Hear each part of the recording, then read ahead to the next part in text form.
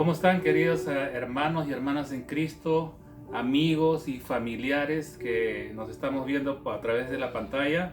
Los saluda nuevamente el hermano Miguel Gamarra para compartirles palabra de Dios. En esta ocasión vamos a hablar de las plagas de Egipto y cómo esto se ve relacionado con la situación que estamos pasando en estos momentos. Así que los invito a que podamos empezar con esta exhortación.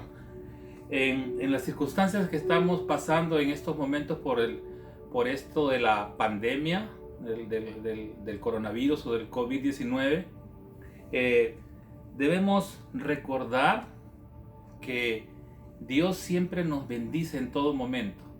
¿Qué tiene que ver, hermano Miguel, esto de decir que Dios nos bendice cuando aparentemente es algo adverso? Es que aún en la adversidad Dios te bendice, porque te recuerdo que todo lo que hace Dios tiene un propósito. Y esto que estamos pasando, no creas que se le ha escapado de las manos al Señor.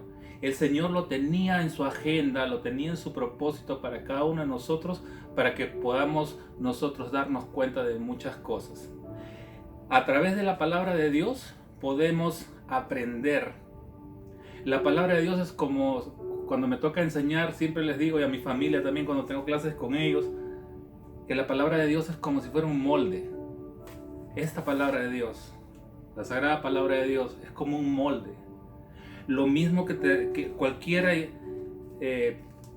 parte de la palabra de Dios que tú leas y que te relata cosas que han pasado quizás hace muchísimo tiempo, pasa exactamente igual en la actualidad. Y eso nos ayuda a nosotros poder tener material para poder saber qué cosa es lo que debemos hacer. Nuevamente les repito, este es nuestro manual de vida. Nuestro manual de vida eterna. Debemos leerla, debemos compartirla, debemos vivirla. Y la palabra de Dios nos habla de las plagas de Egipto. Y estamos escudriñando la palabra. Y desde en el libro de Éxodo, Dios se tomó 5 capítulos, casi desde el capítulo 7 hasta el capítulo 12, para hablarnos de esta situación, de las plagas de Egipto. Y qué propósito tenía esas plagas en ese momento. Y esto es como un molde para todo lo que estamos pasando ahora. Y eso es lo que les quería compartir en este día. Entonces, cuando Dios envía las plagas a Egipto, tenía un propósito. Ustedes dirán, ¿cuál es el propósito de las plagas, hermano Miguel? El propósito principal de las plagas de Egipto en ese momento era derribar los argumentos paganos que tenían los egipcios, de los dioses que tenían. Y cada plaga tenía un propósito de derribar a un dios pagano. Y lo mismo está pasando en la actualidad. Como les decía, el libro de Éxodo abarca casi 5 capítulos para podernos hablar de esto. Entonces, ¿qué debemos aprender? Que si Dios se tomó el tiempo necesario y el espacio necesario para en 5 capítulos, hablarnos de las plagas, es porque quiere enseñarnos algo. Y nosotros tenemos que abrir nuestra mente, nuestros ojos, nuestros oídos espirituales, para poder entender lo que Dios quiere hacer y lo que Dios nos quiere decir en estos momentos que estamos viviendo esta pandemia, que se podría comparar con una plaga. No quiero decir que sea una plaga, pero el efecto que está causando en estos momentos se puede comparar a la situación que pasaron en el Éxodo con las 10 plagas de Egipto. Las plagas de Egipto fueron tenían como propósito ablandar el corazón del faraón y del pueblo egipcio, que tenía muchos dioses. Entonces, todos esos dioses, como les decía, fueron derrotados por las plagas. Fueron en algún momento, ¿cómo les podría explicar? Dios utilizó a cada una de las plagas para poder derribar el argumento que tenían esos dioses paganos. Por ejemplo, había en la primera plaga Nun, que era el protector del Nilo, cuando Dios convirtió el río Nilo en sangre. El río Nilo era el que abastecía el eje económico de toda la economía del mundo, del pueblo egipcio. Entonces Dios los castigó y convirtió al río Nilo en sangre, y eso trajo mortandad, obviamente, a los sembradíos, a los animales, y obviamente imagínense un río de sangre y luego todas las consecuencias que haya podido abarcar eso.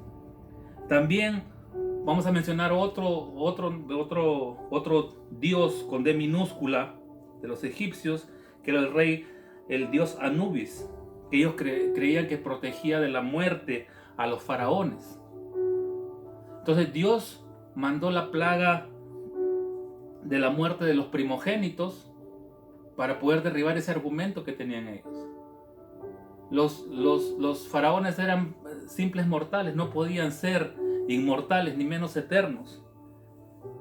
Y Dios se encargó a través de esta plaga de la muerte de los primogénitos de derribar ese argumento de este dios Anubis, donde también murió el hijo de Faraón. Y fue cuando ahí finalmente el faraón dejó ir al pueblo de Dios. Así es que tenemos que entender que todo tiene un propósito. Los invito a que podamos leer el libro de Santiago, capítulo 1, versículos de 2 al 3, para darnos cuenta que Dios nos permite pruebas, pero también esas pruebas son para que produzcan algo bueno en nosotros. La palabra de Dios dice así.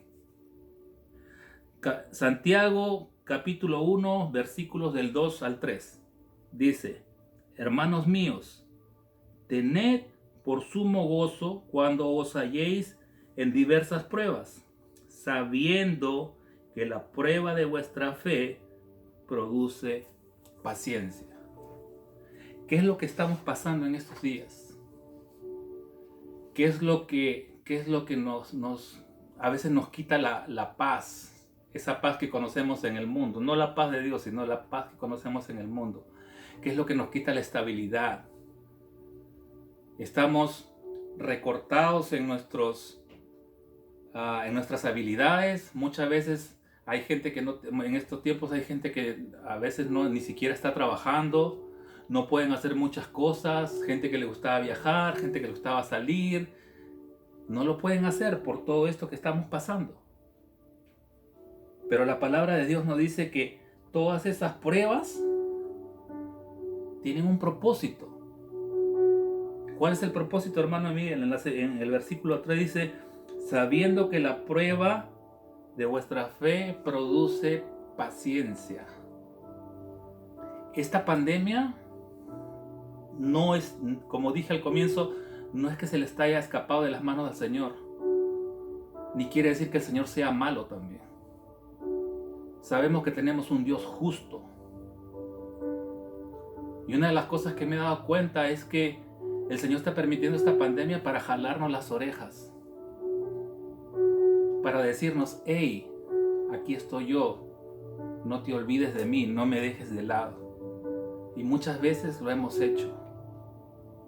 Hermano, hermana, encarguémonos en hacer lo que Dios nos manda. Que veamos esta situación, primero confiando que tenemos un Dios que es soberano, que podamos confiar en Él, descansar en Él, no angustiarnos, poder reconocer que Él tiene todo el poder y entender que todo lo que Él hace tiene un propósito. Yo les invito a que puedan reflexionar eso. Son cosas tan simples, pero que a veces las pasamos por alto. En este tiempo, con esta pandemia, ¿saben lo que Dios está permitiendo con esta pandemia global? está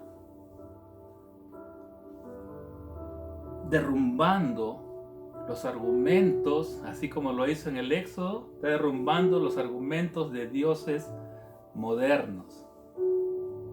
Ya sé, seguro estás ahí preguntando de qué es eso de dioses modernos. Tenemos dioses modernos.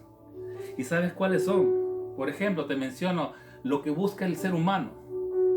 ¿Qué busca el ser humano en el mundo? Lo que busca es la fama, el poder y el dinero.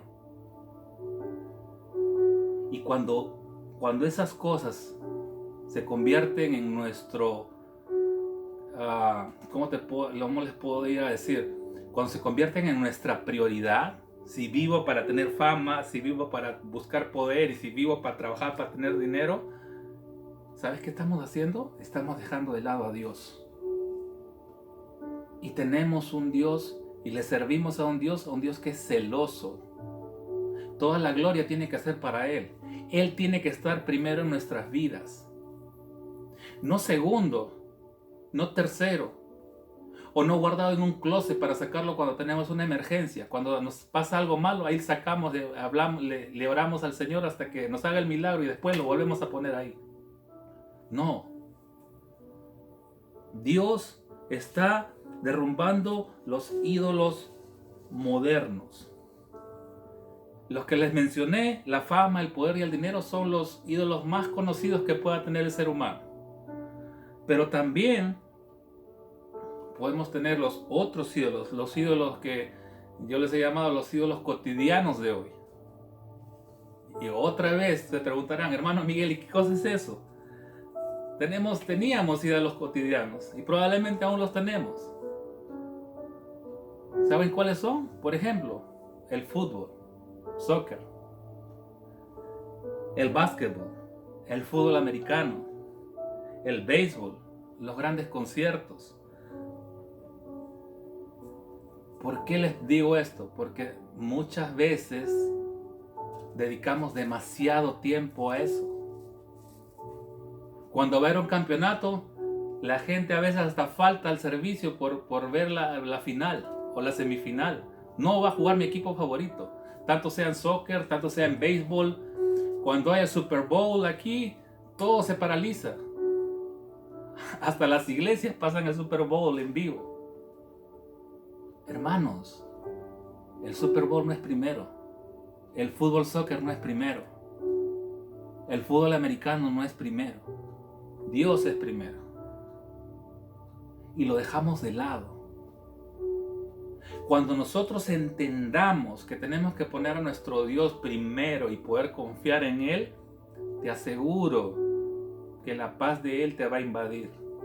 Y vuelvo y repito, y siempre lo voy a enseñar, no es que no nos van a pasar situaciones, nos van a pasar situaciones igual.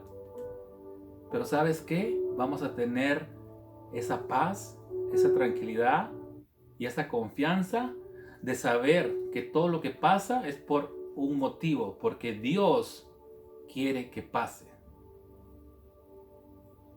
Hermanos, no